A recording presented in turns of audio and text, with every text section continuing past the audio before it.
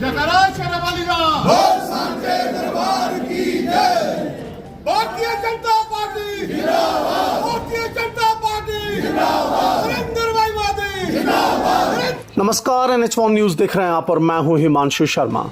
विधानसभा चुनाव का बिगुल अब बजने ही वाला है और इसी के चलते जम्मू कश्मीर की हर एक पॉलिटिकल पार्टी इसकी तैयारियों में जुट चुकी है। भाजपा की बात करें तो आज जम्मू संभाग में भाजपा ने 43 विधानसभा दफ्तरों की इनॉग्रेशन की। हम आपको बताते चलें कि प्रदेश अध्यक्ष रविंदर रैना ने इन 43 विधानसभा दफ्तरों की इनॉग्रेशन की और इसी के चलते श्री माता वैष्णो देवी कॉन्स्टिट्यूएंसी में कटरा का भी दफ्तर आज खोला गया। आप देखिए NH1 न्यूज की रिपोर्ट। नरेंद्र भाई मोदी जिंदाबाद, नरेंद्र भाई मोदी जिंदाबाद, नरेंद्र भाई मोदी जिंदाबाद, भारतीय जनता पार्टी जिंदाबाद। सबसे पहले तो सभी मीडिया बंधुओं का धन्यवाद और आपको जय माता दी।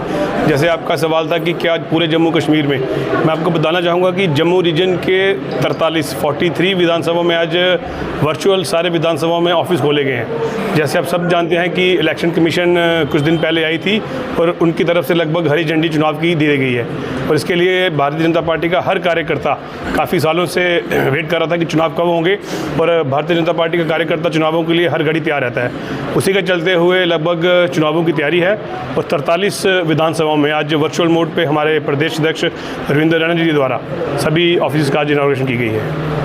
कटरा वैष्णो देवी नई कॉन्स्टिट्यूंसी बनाई गई है, कौन से ऐसे 3 मुद्दे रहेंगे जिन पे भारतीय जनता पार्टी के लोग चुनाव करेंगे? मैं आपको बताना चाहूँगा कि श्री माता वैष्णो देवी विधानसभा और अन्य सभी विधानसभाओं के लिए एक इलेक्शन मैनिफेस्टो के लिए हमारी एक प्रदेश की तरफ से टीम बनाई गई है, जो कल आज मेरे को सुबह ही सूचना मिली कि वो कल कटरा आ रहे हैं। उसके बाद वो रियासी भी जाएंगे और हर जो भी मुद्दे होंगे, सिर्फ 3 ही नहीं, जो भी मुद्दे होंगे उन पर चर्चा होगी और पूरी कोशिश करेंगे कि वो चुनावों से पहले और उनके बाद भी वो हम उनका पूरा सफल कर पाएँ।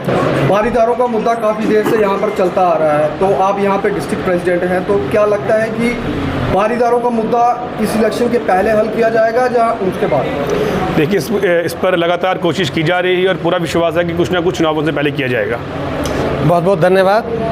सबसे पहले तो मैं आपको ये बताना चाहता हूँ कि भारतीय जनता पार्टी के लिए पूरी स्टेट की इलेक्शन अहम है और ख़ास तौर पे मैं अगर आपको कहूँ तो जो 50 का आंकड़ा जो एक नारा दिया गया है उसकी महत्व रखते हुए मैं आपको दावे के साथ कह सकता हूँ कि दफ़ा 370 हटने के बाद और जो आज के चुनाव जो हो रहे हैं इसमें सबकी सब कॉन्स्टिट्यूंसी हमारे लिए बहुत इंपॉर्टेंट है। अगर उससे आगे बढ़ के मैं बात करूँ तो श्री माता वैष्णो देवी जी की जो कॉन्स्टिट्यूंसी है, जो इलेक्शन कमीशन ऑफ इंडिया की तरफ से हमें दी गई है, उसका एहतराम करते हुए हम सारे कार्यकर्ता बंधु ये चाहेंगे और चाहेंगे नहीं, इस प्रयास में आज से ही लग चुके हैं कि श्री माता वैष्णो देवी कॉन्स्टिट्यूंसी जो नई हमें मिली है उसका जो विधायक हो वो भारतीय जनता पार्टी से ही होना चाहिए और होगा, ये मैं आपको दावे के साथ कह सकता हूँ। सभी को जय माता दी। जैसा हम जानते हैं कि आज पूरे जम्मू संभाग की जो 43 असेंबली कंस्टिट्यूंसीज़ हैं उनका ऑफिस जो है रहेगा, विधानसभा का जो ऑफिस रहेगा इलेक्शन के लिए, उसका शुभारंभ यहाँ पे उद्घाटन जो है वो हुआ है, ई माध्यम से हुआ है। हमारे प्रदेश अध्यक्ष रविंदर रैना जी ने एक जगह पे किया और सभी को उन्होंने संबोधित भी किया है।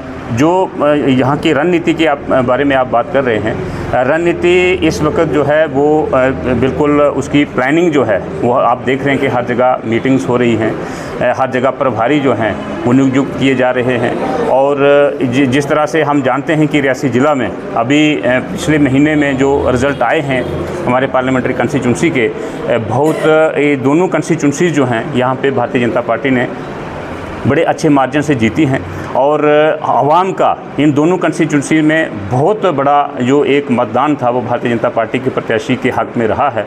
हमें उम्मीद है कि और इसको हम बढ़ाने की कोशिश करेंगे और लोग पिछले 10 सालों से असेंबली कंस्टिट्यूंसी के चुनाव के लिए उत्सुक हैं। मुझे लगता है कि भरपूर साथ जो है भारतीय जनता पार्टी को मिलेगा। 370 और 35A के निरस्त होने के बाद ये पहला चुनाव है असेंबली का। खैर पंचायती चुनाव और जो BDC DDCs के चुनाव हुए थे उसमें भी आपने देखा कि भारतीय जनता पार्टी की रियासी ज़िला में काउंसिल जो है वो बनी थी।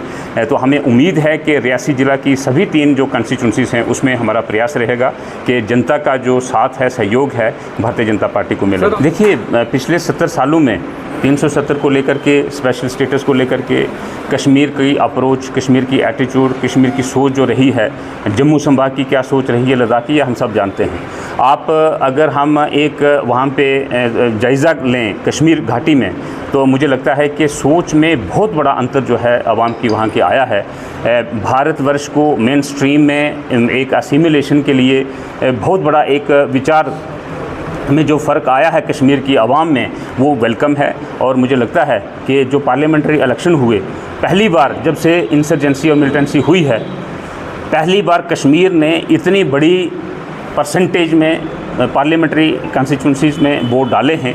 मैं समझता हूँ कि ये एक पॉजिटिव साइन है जो 370 और 35A के हटने के बाद हुआ है, और मिलिटेंसी और इंसर्जेंसी की तकरीबन जो खात्मा है उसके बाद हुआ है।